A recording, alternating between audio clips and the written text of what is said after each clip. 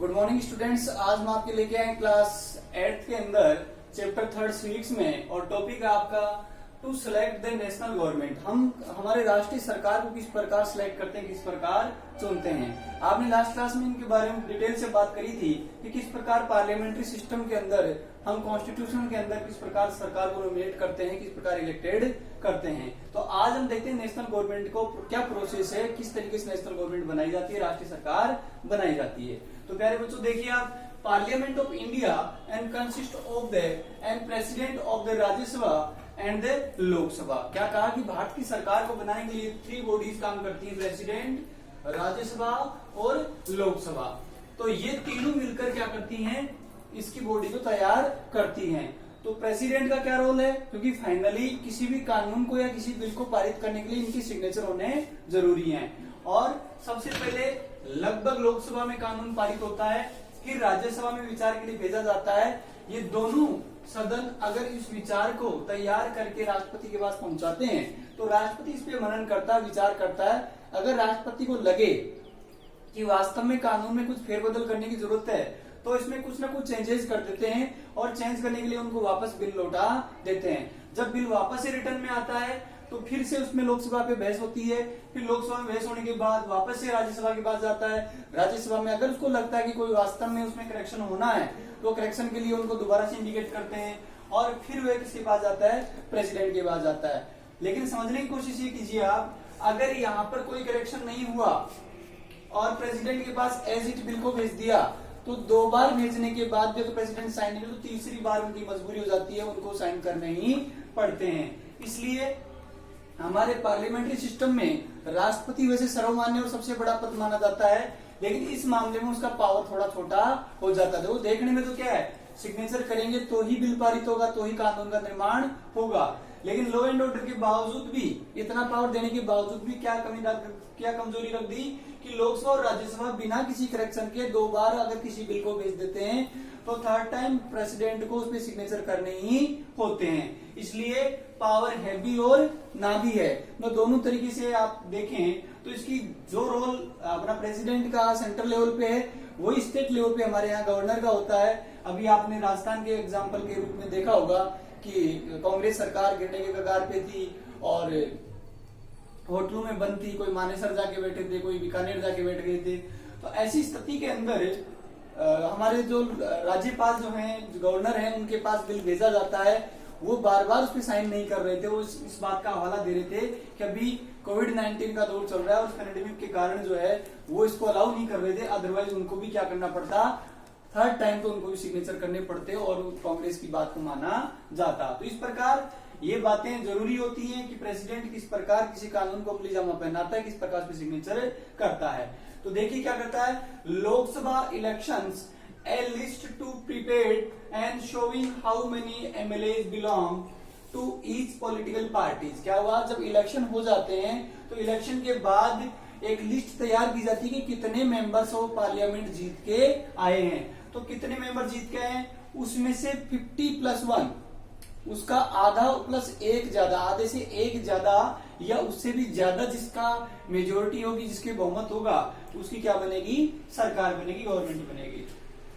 To each political party, for a political party to form the government, and they must have a majority of elected MLAs। और उसी party की सरकार बनेगी जो majority हासिल कर पाती है, बहुमत हासिल कर पाती है। और बहुमत का मतलब होता है जितनी टोटल हमारी सीटें हैं उसमें 50+1, मतलब आधे से 1 ज्यादा होनी चाहिए कम से कम। Since there are 543 elected and +2 Anglo Indian nominated. क्या बताया है कि इसके अंदर 543 मतलब 543 सदस्य तो क्या होते हैं, इलेक्टेड होते हैं। किनके द्वारा, जो 18 साल से ऊपर हैं, 18 साल के हो चुके हैं, जिनका वोटर लिस्ट में नाम है, उन लोगों के द्वारा, मतलब भारत के नागरिकों के द्वारा।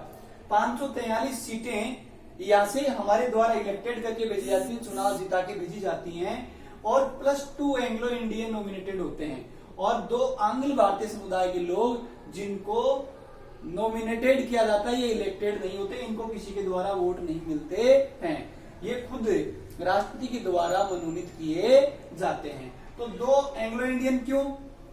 क्योंकि बहुत सारे एनआरआई जो हैं इंडिया में भी रहते हैं, बहुत सारे बाहर भी रहते हैं। तो जो विदेशी लोग यहाँ रहते हैं तो उनके पास मेजोरिटी तो है नहीं, उनकी यहाँ पब्लिक है नहीं, उनके यहाँ रिश्तेदार, दोस्त और जानकार उनके समाज के लोग है नहीं, तो वो तो कभी लाइफ में इलेक्शन में जीत के आ ही नहीं पाएंगे। इसलिए क्या किया जाता है, उनको सीधा नॉमिनेट किया जाता है ताकि वो अपने विदेशी लोगों के राइट्स की बात कर सके, उनके कोई अधिकार की बात कर सके। इसलिए 543 प्लस 2 मतलब 545 टोटल मेंबर होते हैं। इसका 50% प्लस 1 होगा तो उसकी सरकार बन जाएगी।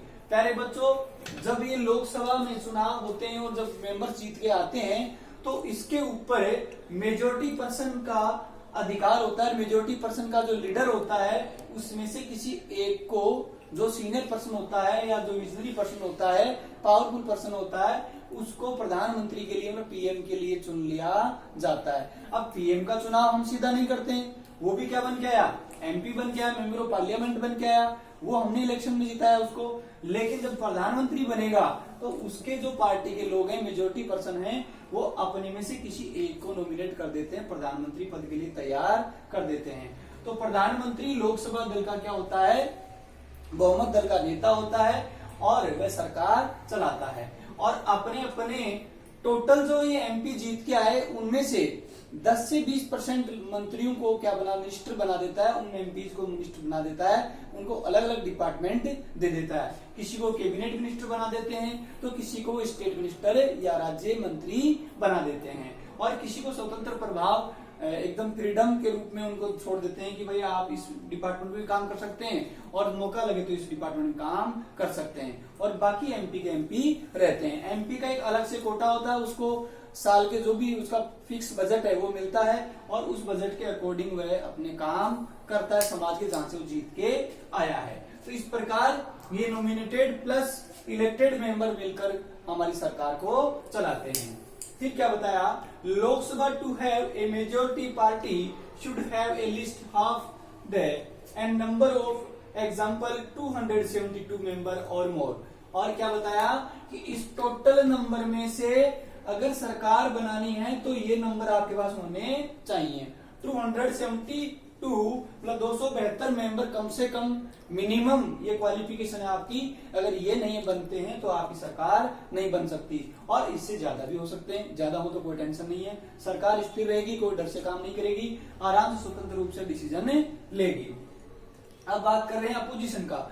The opposition in parliament is formed by all the political parties that oppose the majority party, and collections of the form and the largest amongst these parties are called the opposition party। क्या कहा कि अब जिस majority party की सरकार बनी है उसके अलावा भी तो एमपीज बहुत है ना जो जीत के आए हैं, जो डिफरेंट पार्टी से बिलोंग करते हैं।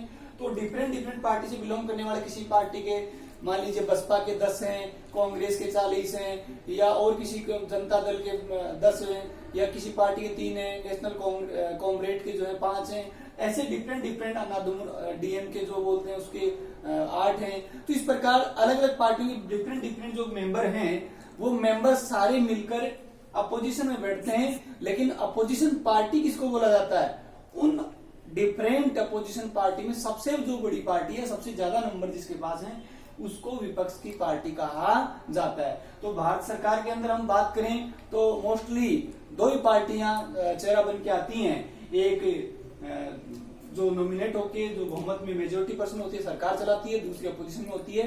तो या तो बीजेपी की सरकार होती है तो कांग्रेस अपोजिशन में होती है क्योंकि नंबर उसके पास ज्यादा आते हैं, या कांग्रेस की सरकार होती है तो बीजेपी अपोजिशन में होती है।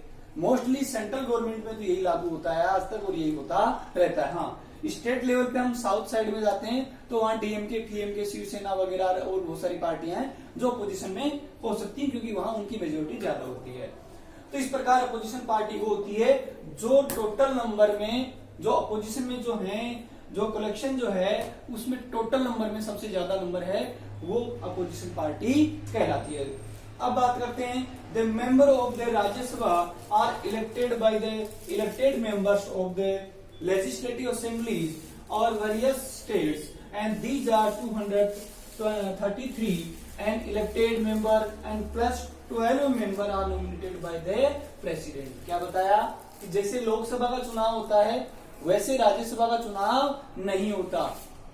ये तो क्या होता है, डायरेक्ट होता है, और ये क्या होता है, इनडायरेक्ट होता है। वहां जनता खुद चुनाव वोट देने जाती है और यहाँ जनता चुनाव में वोट देने नहीं जाती है। यहाँ पर कौन जाते हैं, हमारे द्वारा इलेक्टेड जो पर्सन जो हैं, हमने जिन एमएलए को जिता के भेजा था, member of legislative assembly, MLA को हमने जो जिता के भेजा था, वो लोग क्या करते हैं, राज्यसभा के जो कैंडिडेट खड़े हुए हैं उनको वोट करते हैं। तो क्या होता है, legislative assembly of various state, मतलब जो डिफरेंट स्टेट हैं उनके लेजिस्लेटिव असेंबली के जो मेंबर हैं वो राज्यसभा सदस्यों को चुनकर भेजते हैं। और ये संख्या कितनी होती है, 233 233 लोग जो हैं वो इलेक्टेड होते हैं। और इन इलेक्टेड मेंबरों के अलावा 12 मेंबर ऐसे होते हैं जो प्रेसिडेंट के द्वारा नॉमिनेट किए जाते हैं। और ये नॉमिनेटेड पर्सन जो हैं ये कहां से होने चाहिए, ये कला, साहित्य, विज्ञान और बुद्धिजीवी वर्ग से आ सकते हैं। खिलाड़ी में भी हो सकते हैं। इसके अलावा कोई फिल्मी अभिनेता भी हो सकता है,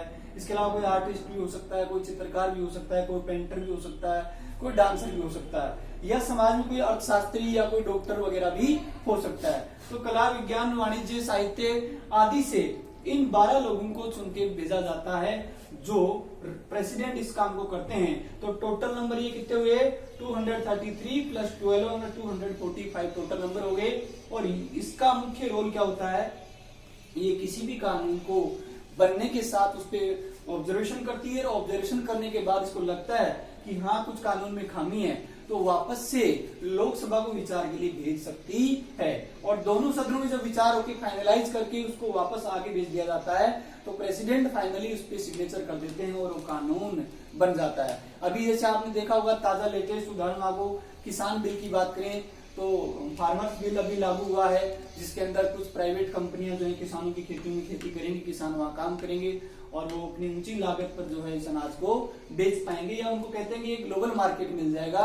इस प्रकार कुछ लोग जैसे अपोजिशन वाले, कांग्रेस वाले उस बिल का विरोध कर रहे हैं और बीजेपी वाले उस बिल का पक्ष कर रहे हैं। इस प्रकार जो भी बिल पारित होते हैं तो इस प्रोसेस से होके गुजरते हैं और वो फाइनली बिल बन जाते हैं, कानून बन जाते हैं। अब इन दोनों को मिलाकर और प्रधानमंत्री की अध्यक्षता में और राष्ट्रपति की अध्यक्षता में ये क्या बनता है, एक कार्यकारिणी का गठन करते हैं। और ये कार्यकारिणी क्या करती है, सरकार को चलाने के काम करती है। जैसे मंत्री अलग अलग डिपार्टमेंट में, कोई एजुकेशन मिनिस्टर है, कोई फॉरेस्ट मिनिस्टर है, कोई फाइनेंस मिनिस्टर है, कोई डिफेंस मिनिस्टर है, तो अलग अलग डिपार्टमेंट के अलग अलग मिनिस्टर होते हैं और वो मिनिस्टर इस कार्यकारिणी के द्वारा क्या करते हैं, काम करते हैं। प्यारे बच्चों, इस कार्यकारिणी में जब बैठते हैं, जब सदन चलता है तो चलने के समय अपोजिशन पार्टी क्या करती है, क्वेश्चन पुटअप करती है, मतलब उसको प्रश्नकाल कहा जाता है।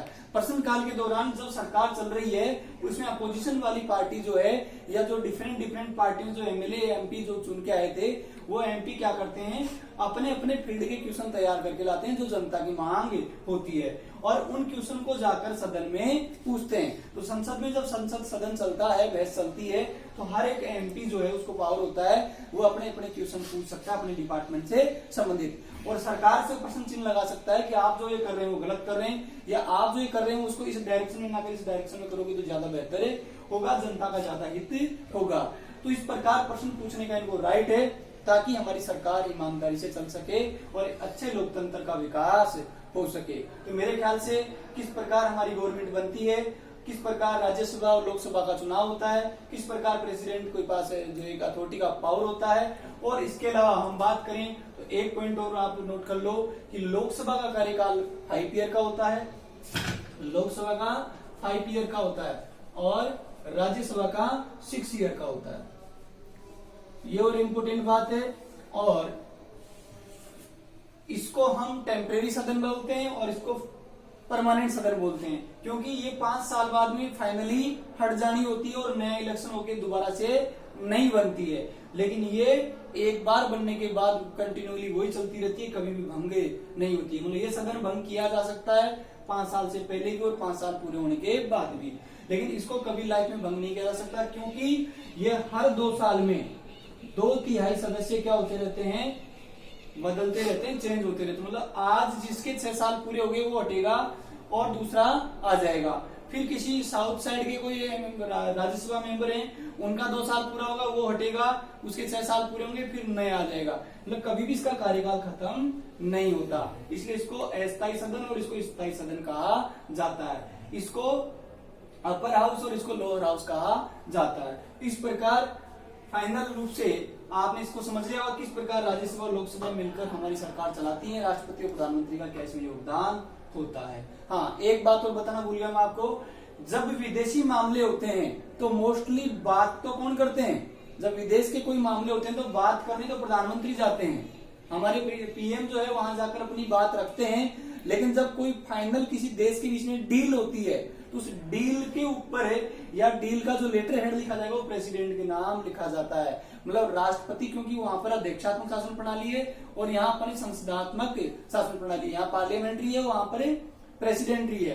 तो प्रेसिडेंट्री में वहां राष्ट्रपति को ऊपर माना जाता है, इसलिए राष्ट्रपति के बराबर वो जब प्रधानमंत्री को नहीं मान सकते, इसलिए हमारे राष्ट्रपति संबोधन के रूप में या नॉमिनेशन के रूप में या सिग्नेचर के रूप में हमारे राष्ट्रपति उनके बराबर इक्विवेलेंट माने जाते हैं। इसलिए किसी भी विदेशी फैसले के ऊपर सिग्नेचर राष्ट्रपति के होते हैं, बात उसमें कोई भी मंत्री या प्रधानमंत्री कर सकता है, क्योंकि हमारे यहाँ प्रधानमंत्री को ज्यादा पावर मिले हुए हैं काम के हिसाब से और सदन के हिसाब से। तो मेरे हिसाब से आपको अच्छे से समझ में आ गया होगा। बाकी कोई डाउट हो तो आप कमेंट करके पूछ सकते हैं। Thank you.